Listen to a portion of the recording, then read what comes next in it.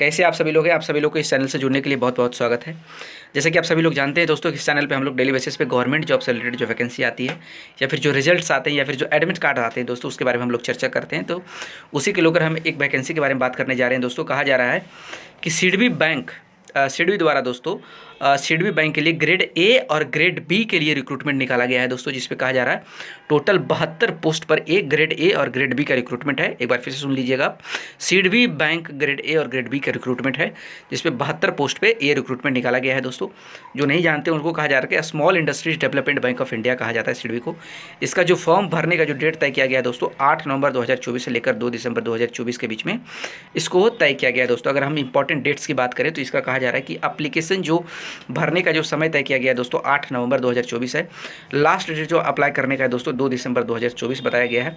और जो last date जो एक यानी कि फॉर्म फिलअप करने का जो पैसा है दोस्तों, उसका एग्ज़ाम फी उसी को कहा जाता है कि उसका भी फिलअप करने का 2 दिसंबर 2024 बताया गया है।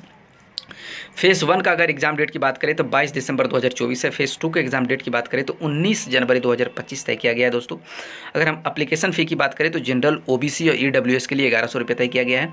एससी, एसटी, पीएच वालों के लिए 175 रुपये तय किया गया है दोस्तों। आप एप्लीकेशन फ़ी किसी तरीके से पेमेंट कर सकते हैं, या फिर डेबिट कार्ड का इस्तेमाल कर सकते हैं, क्रेडिट कार्ड का इस्तेमाल करके पेमेंट कर सकते हैं, या फिर नेट बैंकिंग से भी आप कर सकते हैं दोस्तों। अगर हम एज लिमिट की बात करें तो 2 दिसंबर 2024 के अनुसार से ग्रेड ए का जो पोस्ट है उसमें मिनिमम एज 21 साल होना चाहिए आपका, मैक्सिमम एज 30 साल होना चाहिए। ग्रेड बी का जो पोस्ट है दोस्तों उसमें मिनिमम एज 25 साल होना चाहिए, मैक्सिमम 33 साल होना चाहिए दोस्तों।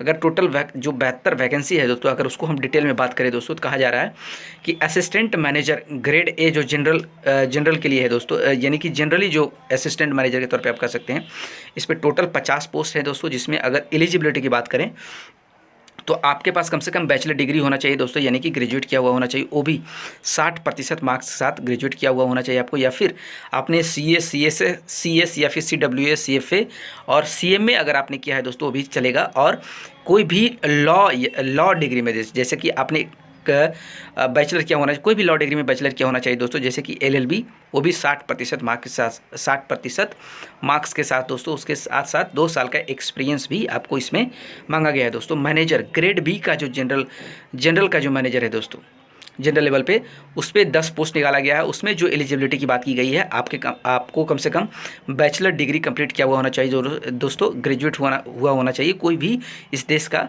एक रिकॉग्नाइज यूनिवर्सिटी की बात की जा रही है, उसमें भी 60% के साथ आपने पास किया हुआ दोस्तों। उसके अलावा मास्टर डिग्री और या फिर कह सकते हैं कि मास्टर डिग्री होना चाहिए था, कोई भी सब्जेक्ट में आपने मास्टर किया हो, उसमें भी 60% मार्क्स के साथ आपने पास किया हो दोस्तों। उसके अलावा 5 साल का एक्सपीरियंस आपको होनी चाहिए दोस्तों उस फील्ड में।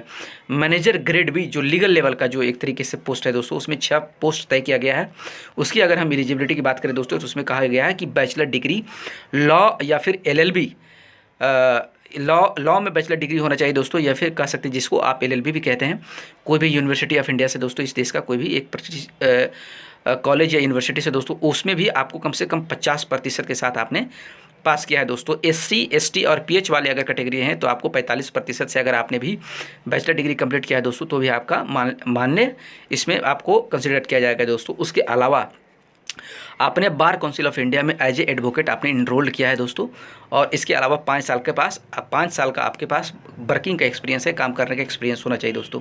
अगला जो पोस्ट है दोस्तों manager grade B information technology, जो IT से रिलेटेड है दोस्तों, उसमें भी 6 पोस्ट निकाले गए हैं दोस्तों। जिसमें से एलिजिबिलिटी की बात करें तो इसमें भी आपको बैचलर डिग्री होना चाहिए दोस्तों इंजीनियरिंग में, computer science, computer technology, information technology या फिर इलेक्ट्रॉनिक्स में दोस्तों, या फिर इलेक्ट्रॉनिक्स एंड कम्युनिकेशंस में दोस्तों। उसमें भी आपने ग्रेजुएशन कम से कम 60% मार्क्स के साथ पास किया हो। अगर आपने SC, ST, PH वाले कैटेगरी के हैं तो कम से कम आपका 55% के साथ आपने पास किया हो दोस्तों। इसमें 5 साल का एक्सपीरियंस भी आपको मांगता है। बाकी इसके अलावा और डिटेल में अगर आप जानकारी चाहते हैं दोस्तों तो इसका नोटिफिकेशन दिया हुआ है, उसके सामने एक लिंक है, उस पर आप जाकर क्लिक कीजिएगा, उसको आप उसके अंदर जाकर आप देख सकते हैं या फिर उसको डाउनलोड कर सकते हैं दोस्तों। बाकी हमारे चैनल से जुड़ने के लिए दोस्तों आप सभी लोगों को बहुत बहुत धन्यवाद दोस्तों।